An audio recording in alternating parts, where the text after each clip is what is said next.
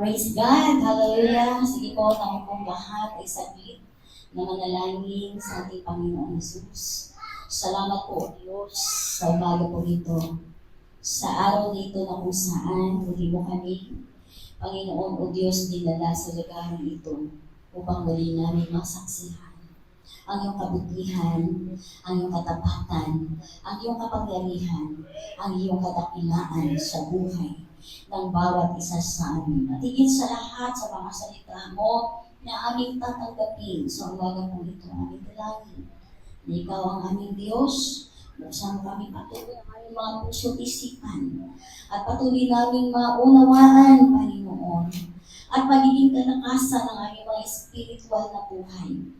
Kaya po, Diyos, Banal na Santong Espiritu, salamat ng marami sa iyong pagkilos mula sa umpisa hanggang sa matapos na gawain po ito. Salamat ng marami at patuloy ka magsalita, mangusap sa puso ng bawat isa. Habang Panginoon, pinakikinggan namin ang iyong mga salita. Alam po namin na mayroon kang sasabihin. Hayaan mo magiging bukas ang aming spiritual na mga tenga at aming spiritual na puso upang marinig at maunawaan namin ang nais mo kong iparating sa amin sa mga ito. Salamat po, Diyos. Humihinga sa pangalan ni Jesus. Ang lahat ay sumigaw ng Amen! Amen!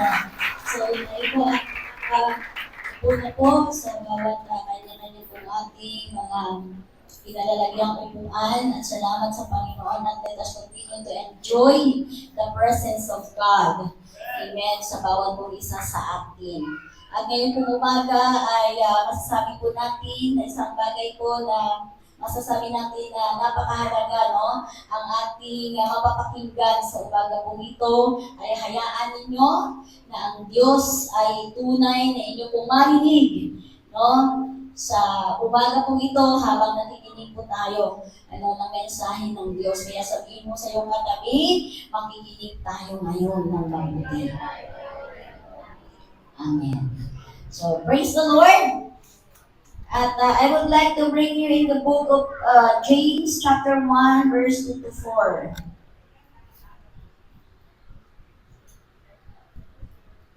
Sige po, ano niya na? Okay, James chapter 1, verse 2 to 4. Consider it pure joy, my brothers and sisters, whenever you face trials of many kinds, because you know that the testing of your faith produces perseverance. Let perseverance finish its work so that you may be mature. Sabihin mo sabi ka, may be mature. Yan. And complete. Yan. So, ulitin po natin, mature and complete. Sabihin po natin, not lacking anything. So sa Tagalog po, gusto ko po na kayo naman po ang magbasa. Sabay-sabay po natin, mga kapatid. Sabay-sabay po.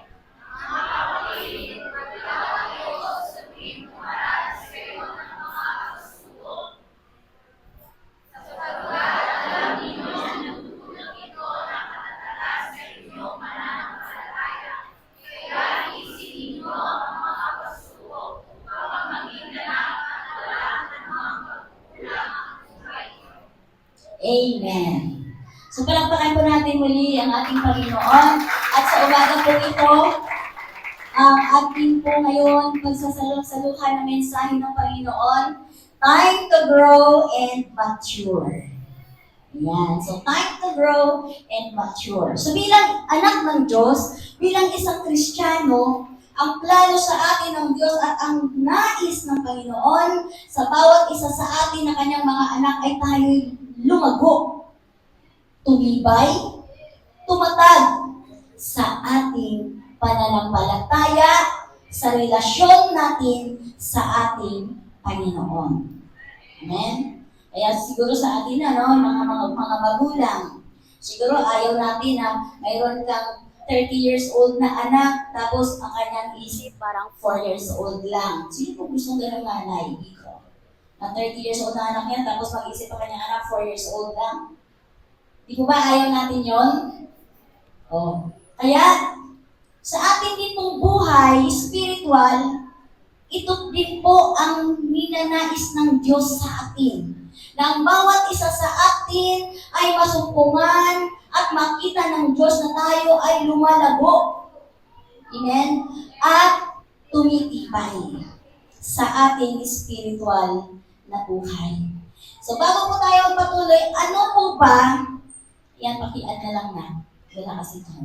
Ano po ba ang palatandaan ng isang Kristiyano o isang anak ng Diyos ay lumalago at lumalalim sa pananampalataya?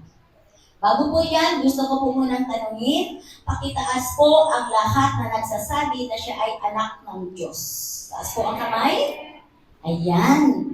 So, praise God. So, mayroon pong hindi nagtaas ng kamay. Ayan. So, siguro ay, nako-confuse ba? So, tayo po, simula nung tinanggap mo ang ating Panginoong Hesukristo bilang sariling tagapagligtas ng buhay at tinanggap mo ang kanyang sagalang biyaya kung kaya't ikaw ay naniniwalang pinatawad ka na ng Diyos, ito ay masasabi mong ikaw ay anak ng Diyos. Amen? So bilang isang anak ng Diyos, kailangan natin tumibay at lumago sa ating pananampalataya. So, tingnan po na muna natin, gusto ko po munang ipaliwanag, ano po ba ibig sabihin paano po ba natin malalaman na isang Kristiyano o isang anak ng Diyos ay lumalago, tumatatag at tumitibay sa kanyang pananampalataya at relasyon niya sa Diyos. Paano po natin makikita? So unang-una po makikita po dapat sa ating buhay bilang mga anak ng Diyos, ang unang-una po dyan, makakitaan po tayo ng ating, inuuna natin at binibigyan natin ng halaga ang paggawa ng pananalangin. Ito po yun. Isang palatandaan na tayo po ay lumalago at tumitibay sa ating pananampalataya. Pina-prioritize natin o inuuna muna natin ang pananalangin. Amen? Hindi po tayo umaalis sa ating higaan, hindi tayo nanalangin, hindi tayo natutulog, hindi tayo nananalangin, hindi tayo natutulog o umaalis sa ating higaan hanggang wala tayong nababasang salita ng Diyos. Amen? At ating binubulay. Hindi lang siya natapos na binasa mo lang. Bagos ito ay inuulit-ulit mo at binubulay mo, iniisip-isip natin. Amen, ang nabasa nating salita ng Diyos. Kagaya po nga tulad ngayon, ito yung mini-meditate na natin ngayon, yung Word of God na binigay sa atin mula doon sa James chapter 1, verse 2 to 4. So bilang isang Kristiyano, mga anak ng Diyos, hindi lang po natin ito ginagawa sa simbahan, maging sa ating mga bahay. Amen? Kaya kailangan po natin ang isang malabong Kristiyano at matatag na nanalangin. Tanong mo sa iyo katabi, nanalangin ka ba? Yan. So, huwag mo sagutin. Alam mo na yan. Okay? So, yun po ang una. Prayer and meditation of the Word of God. Yan ang palatandaan na lumalago at tumitibay ang Kristiyano. Pangalawa, mayroon siyang bunga ng Banal na Santong Espiritu. Mayroon siyang fruit of the Spirit. Mababasa po natin yan in Galatians chapter 5, verse 22 to 23. So ano po ba yung mga bunga ng Banal na Santong Espiritu? Nagpapakita ito ng pag-ibig, ng kagalakan, ng kapayapaan, ng pagtsatsaga. Ayan po. So hindi ganon? Ang isang tao na malago at matibay sa pananampalataya, namumuhay siya sa kapangyarihan ng Banal na Espiritu. Santo, pag-ibig, kagalakan, kapayapaan, pagtitiis, kabutihan, kagandahang loob at katapatan. Ang mga bagay na ito niya ay hinahunan at pagpipigil sa sarili. Kung ganito ang pamumuhay natin, hindi natin malalabag ang mga utos ng Diyos. Amen? Kaya nga, napakahalaga po na tayo po ay we must have a fruit of the Holy Spirit. Amen? Ayan, pasulit na lang ako kay Brother King. Yan para si Brother Mike makakapag-listen. Okay, so kailangan po isang malabong Kristiyano, mayroon siyang bunga ng Banal na Santong Espiritu. At ano po yun? Yun yung binasa natin kanina. Diba? Pag-ibig, yun nabasa natin kanina. Sulat nyo na lang po sa inyo. Papel para mamalitin natin yan pag-uwi. Pangatlo, meron po tayong natututo tayong mahalin ang iba. Amen? Ang result ng pag-ibig o ang result ng ating pagpapakita ng na tayo ay matibay na Kristiyano, malalim na Kristiyano, ang bunga nito ay pag-ibig natin sa iba. Amen? Kung kaya nandito tayong lahat, dahil po sa pag-ibig natin sa Diyos. Amen? Marahil nandito yung iba na invite, amen? Nayaya siya dito para sumamba. Hindi po yun dahil sa gusto lang natin magparami ng mga tao. Hindi po yun. Kung bakit tayo na-invite, kung bakit tayo nayaya pumunta dito, ang dahilan dahil mahal tayo ng Diyos. Amen? So ano pa po? Ilan, no? So nagpapakita na tayo ay mature Christian kapag ka po tayo ay sumusunod sa salita ng Diyos. Yung ating buhay ay lumalakad ayon doon sa salita ng Diyos na ating narinig, kagaya nito, na ating nabasa sa ating mga bahay kapag po tayo ay nagbabasa ng Biblia. Doon po natin inaakma, yun po ang ating nilalakaran sa bawat araw natin. Kaya napakahalaga po na tayo po ay nagbabasa ng Biblia sa ating buhay. Kasi kung wala po tayong salita, narinig, salita ng Diyos na nababasa, paano po tayo lumago? Paano po tayo tumibay? Hindi po ba kung hindi natin alam ang salita ng Diyos? Kaya ito po, isang bagay na isang gawain ng isang mature Christian. Yan po, mga ilan lang. Yung tatlo na yan. Ilan lang po yan na dapat makita sa atin kung tayo po ay mature. Kung hindi pa po yan nakita sa atin, ang mga bagay na yan, mga ilang bagay na yan, kung hindi pa nakikita sa atin ngayon, kung umaga, patuloy po natin buksan ang ating puso at isipan. Amen? Are you ready, church? Okay. So, time to grow and mature. Okay, kasi alam natin na tayo ay 15 years na. Amen? So, kinakailangan mamunga tayo. Kinakailangan lumago tayo. Amen? Makita po ito sa ating mga buhay. So, kagaya po ng sabi ng James chapter 2 verse 4, ang sinasabi po dito ay mayroong mga trials. Mayroon tayong mga nararanasang mga trials and many kinds of test. Amen? May mga testing of faith. May mga pagsubok sa ating mga pananampalataya. Mayroong mga problema at mga pagsubok sa ating mga pananampalataya. Araw-araw, iba-iba. Amen? Iba-iba araw-araw ang ating mga test, no, ng faith natin sa ating Panginoon. So, parang isang estudyante lang yan, ang isang estudyante para makapasa siya, di ba kinakailangan, maipasa niya rin ang test. Amen? So, ganun din po sa ating mga Christians, mga anak ng Lord, para malaman natin, o para tayo ay lumago, tumibay, lumalim sa pananampalataya, kinakailangan ang bawat pagsubok o test ng ating pananampalataya, kinakailangan malagpasan natin. Amen? So, o kaya sinasabi, when we face trials, it takes a chance for you to grow in your faith so that you will become mature. So kung mayroon lang tayo mga pagsubok, mga trials na nararanasan sa panahon na yun. Sige po, alamin nga natin, sino po dito may trials o mayroon siyang pagsubok na hinaharap? Di po ba?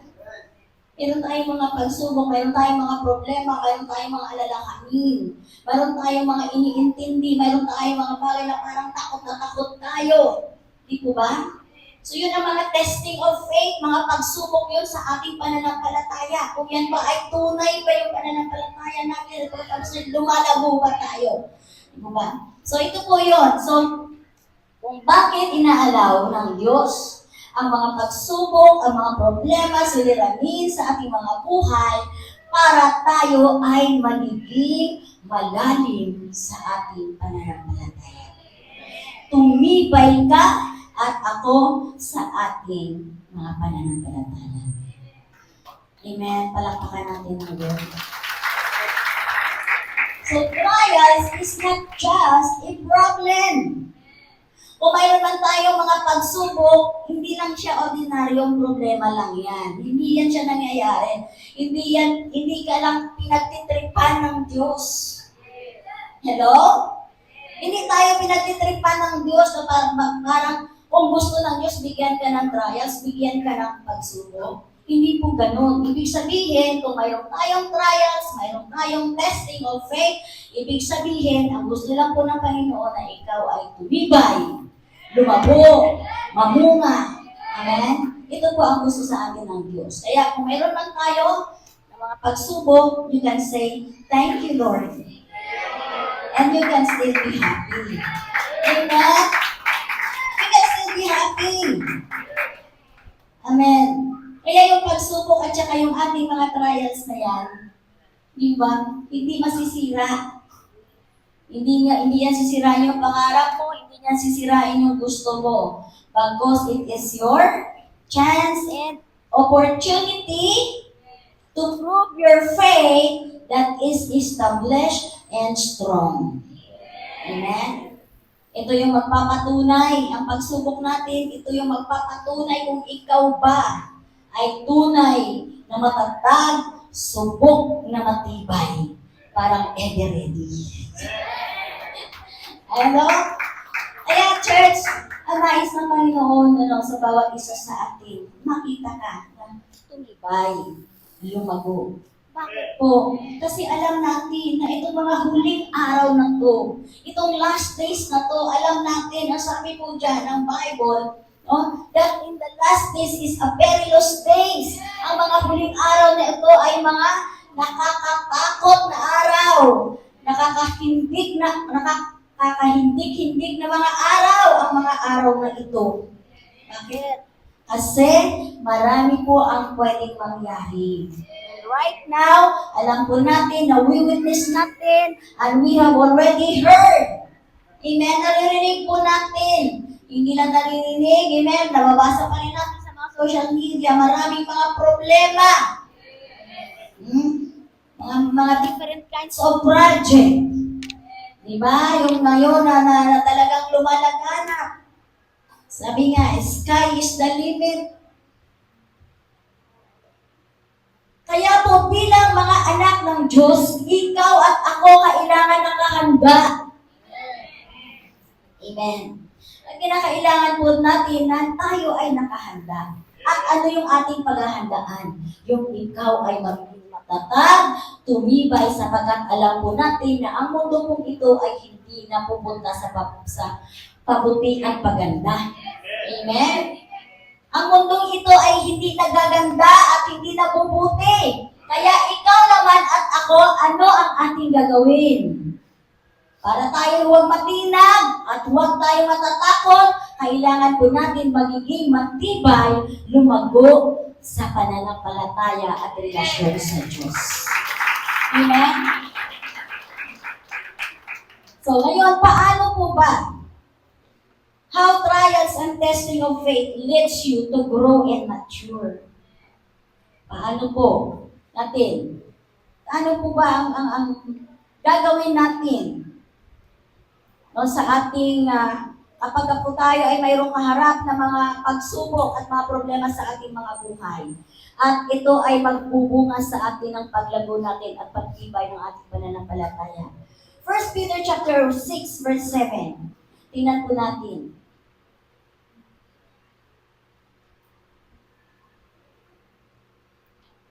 Ayan. Sabi pong ganon,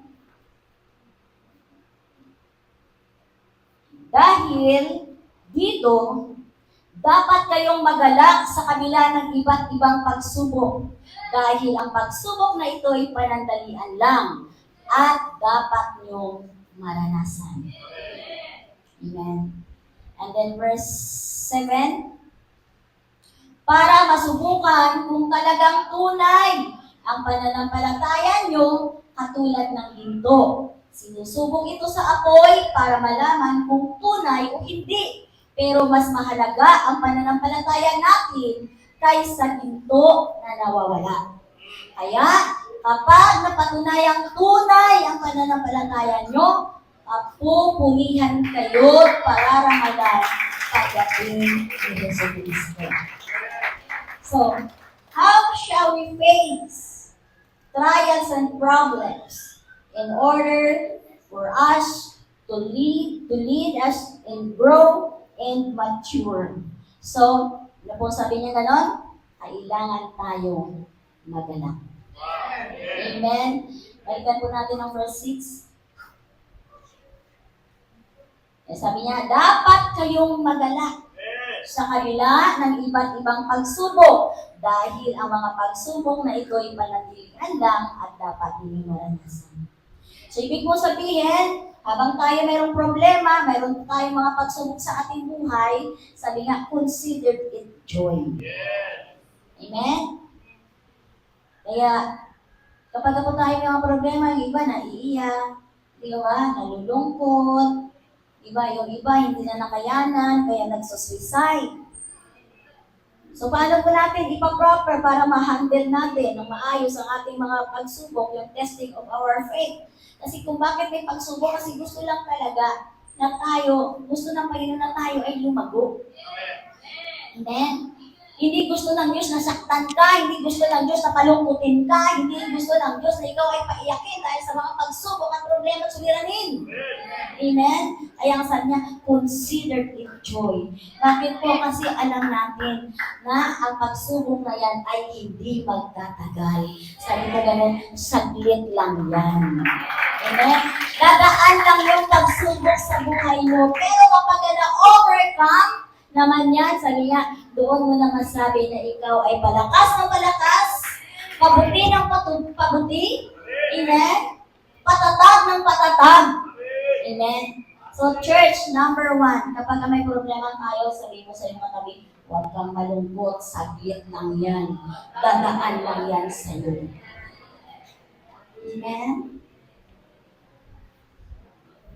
Hallelujah.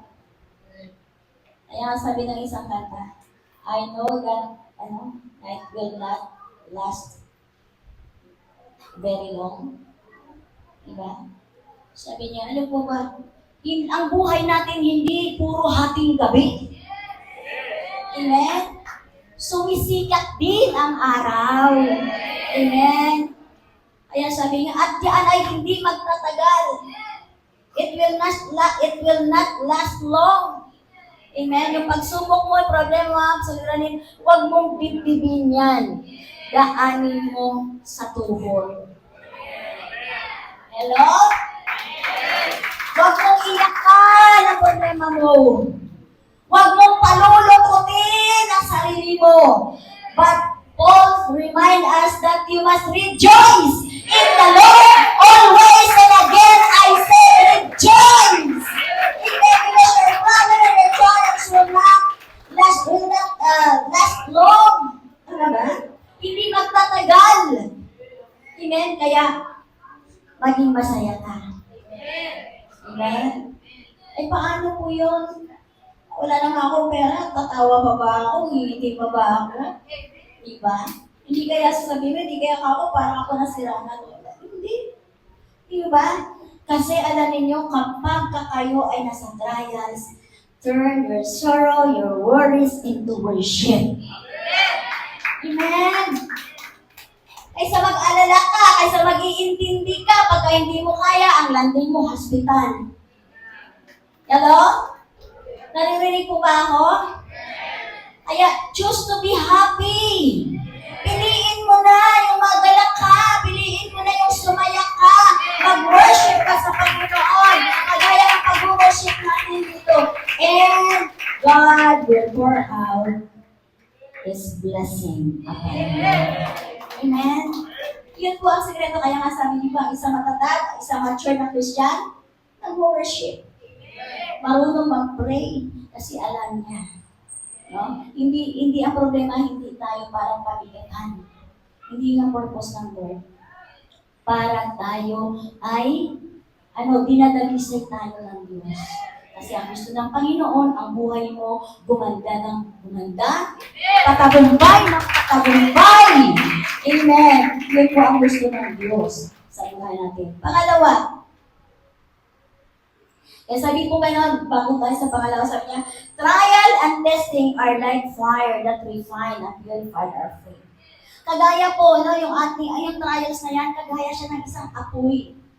Sabi nga, tinutupok, no?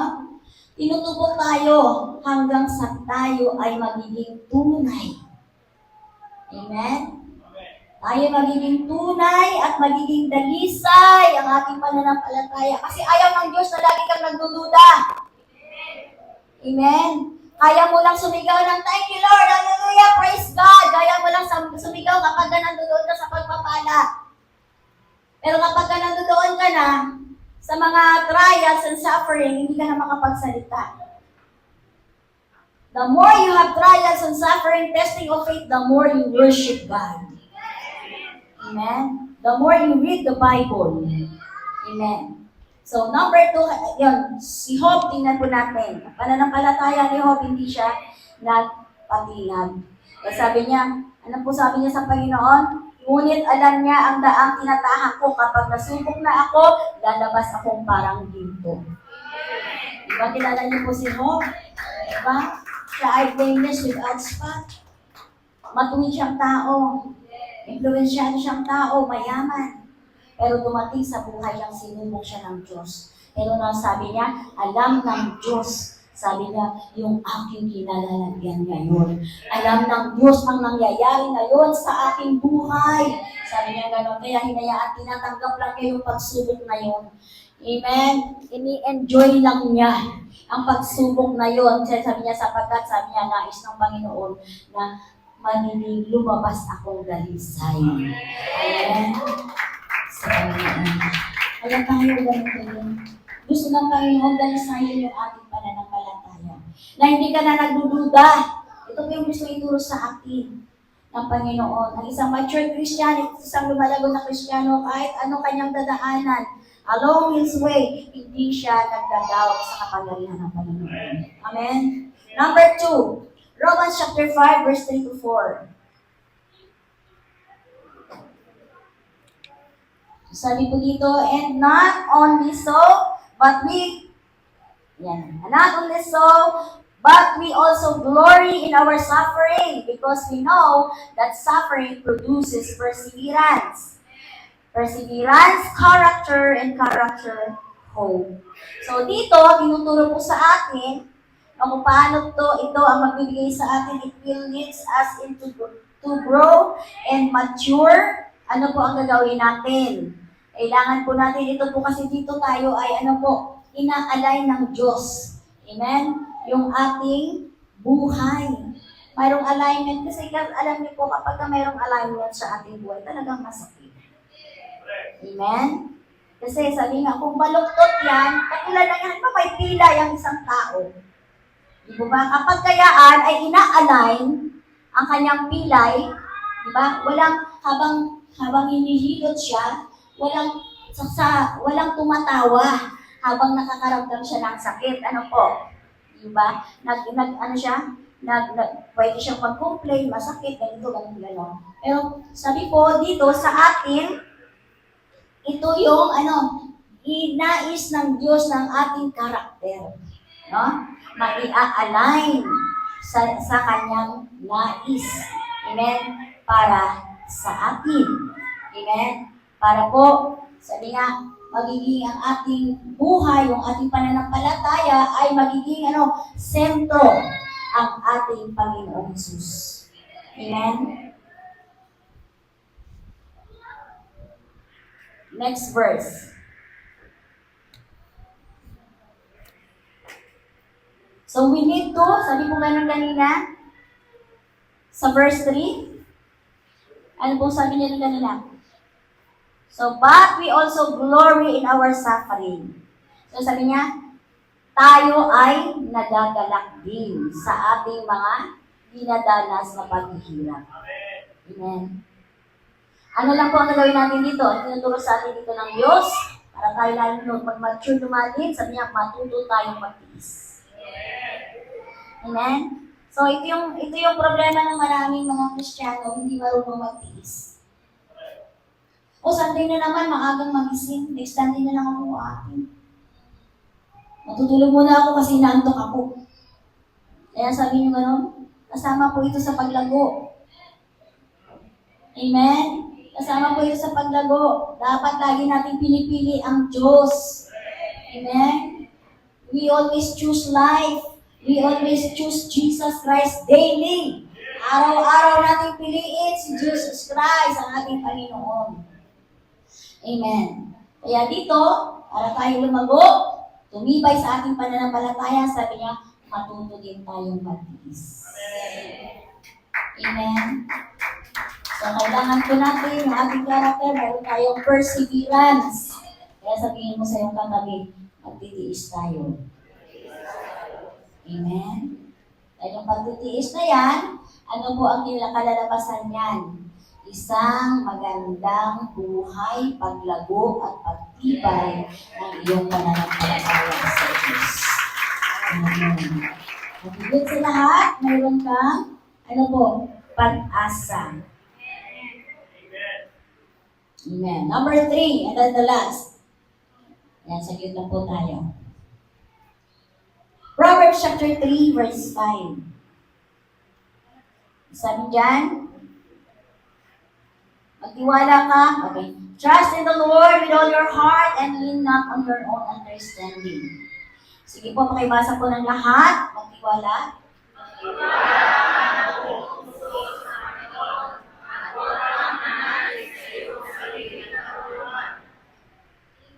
In all your ways, submit to Him, and He will make your path straight.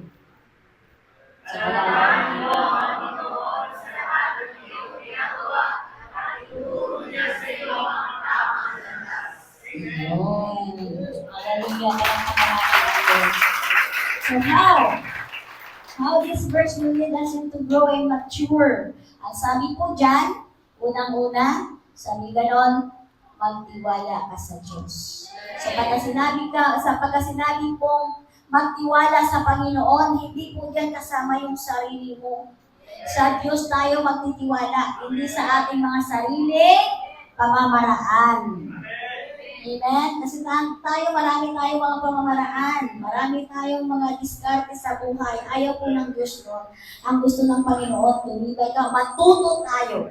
Amen? Matuto tayong magtiwala sa Panginoon. Amen? So, paano po yun? Paano tayo magtitiwala sa Panginoon? Always inquire God. Pray. Read the Bible. Alamin mo kung ano yung nais ng Diyos sa'yo kasi ayun ang kanyang instruction sa mga bagay na dapat natin gawin. Amen? Ito yung instruction, ito yung tinuturo sa atin ng Panginoon kung ano yung dapat na bagay na gawin natin when we face trials and suffering in our lives. So that we will not lean on in our own understanding. Hindi tayo aasa sa ating pagkasariling pagkakaunawa. Amen. Yung ating pagkakaunawa, wala tapos na sa financial, hahanapin mo na lang yung 5-6. Diba? Yun ay sarili natin. Amen? Yun ay sarili nating pamamaraan. Kaya ang sabi niya, trust in the Lord with all your heart and lean not on your own understanding. Amen. So, paano? Sasabihin na naman, paano po gagawin namin? Mananahimik, hindi kami gagawa ng paraan. Read the Bible. Tanong mo sa Panginoon, Lord, what I am going to do? Bigyan mo po ako, Panginoon, ng wisdom. Bigyan mo po ako ng kaalaman. I-guide ka ng Lord kasi ayaw mo magtiwala sa sarili mo. And of course, sabi ng Panginoon, sabi niya, your thought is not my thought. Sabi niya, pag-iisip mo ay hindi ko pag-iisip. Ang iyong pamamaraan ay hindi ko rin pamamaraan. Amen? Kaya magtiwala tayo sa Diyos. Dahil yung pamamaraan niya, mas yun ang the best para sa atin kaysa ating pamamaraan. Amen? So, lean not in your own understanding. Kasi kapag po tayo ay lagi tayong at yung sarili natin ang lagi nating pauobrahin, ang sarili natin ang lagi nating susundin, tayo po ay madi-disappoint. Tayo po ay mabibigo. Amen? Pero kapag ka narinig mo mula sa Diyos ang instruction na anak, ito, diba? Ayan, sabi po ng Jeremiah chapter 33, verse 3, sabi niya, call unto me, and I will answer you. Amen? Kaya ano lang po ang gagawin natin? Do not trust in your understanding, but call unto God. Amen? Because He is the one who will answer all our needs. And God will say, ano sabihin sa atin ng Diyos? And I will supply all your needs according to my riches and glory in Heaven. Amen? So lean on. Huwag tayong, huwag tayong, yung sarili natin, no? Ang laging masunod. Hayaan natin sa Panginoon, ipagkatiwala natin sa ating Diyos. Kaya po sabi niya, sa lahat ng bagay, sabi niya, acknowledge. Amen. Yan.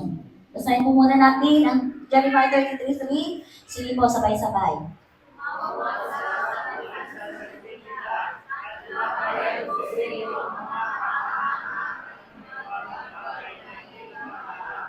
Amen. Di po ba? Ganun lang po ang gusto ng Panginoon. Kaya sabi niya, huwag kang magtitiwala sa iyong sarili. Pagkos, sabi niya, tumawag ka sa akin at sasagutin kita. Wow! Amen? Ang problema lang ito, hindi tayo tumatawag sa Diyos. Tumatawag tayo saan? 56, 56, 56. Laging nagdadayal. Hindi nadayal lagi. Tumatawag, 56, 56, 56, 56. Oh. Kaya po ano nangyayari? Hello, church. Lean on. Amen. Lean not on your understanding. Kasi sabi nga, ang Diyos laging tutugon sa atin. Tumawag ka lang. Ayan. Yung mga testimony kanina, ating narinig. Di ba? Yung mga testimony ating narinig. Abang tumatakbo ang motor, may marang mga huli-huli ganyan. Di ba? Intercede ka agad. Lord, tayo po kami ngayon na nalagbo. Lord! Di ba? Yun po yung na tayo po ay, kapag alam po natin na wala na tayong magagawa, bigyan natin sa Panginoon. Why? Because it is God's turn for you to answer your needs. Amen. So trust in God and relying on your understanding. So sa lahat ng bagay, kilalanin natin ang Diyos. Amen. Kilalanin natin ang Diyos. Para po tayo ay lumago at tumibay, kilalanin natin ang Diyos sa lahat ng bagay na ating ginagawa. Maliit man yan at malaki. Amen. Ang kagaya po ngayon, kinilala nyo ngayon ang Diyos. Bakit? Kasi nandito kayo. At alam natin marami kayo dapat gagawin sa araw na to. Amen. Pero, in-acknowledge nyo, kinilala nyo ang Diyos. That's why you are here. Amen. Kaya, mga kapatid, sa umaga po nito, sa lahat ng ating lakad, kilalanin natin ang Diyos. At ang sabi niya, ituturo niya ang landas. Amen. Tuturo niya ang pamamaraan na yan. Amen. Hindi yung ating pamamaraan. Kaya sabi niya, alalahanin mo ang Panginoon sa lahat ng iyong ginagawa at ituturo niya sa iyo ang tamang landas. Amen. Praise God. So, continue, sabi nga so, ang nakuha po natin sa verse, do not rely in your own way, but acknowledge Him in all your decisions. Amen. And align your plan to God's plan. I-align po natin ano yung plano ng Diyos. Kasi minsan, alam natin, may mga plano tayo na magaganda, akala natin yun ang pinaka-the best. But, the best plan is from God. Alam ng Diyos, ang pinakamagandang plano para sa iyo, sa bawat isa sa atin. Palakpakan po natin ang Lord at kayo po umaga, na tayo po lahat po tumayo.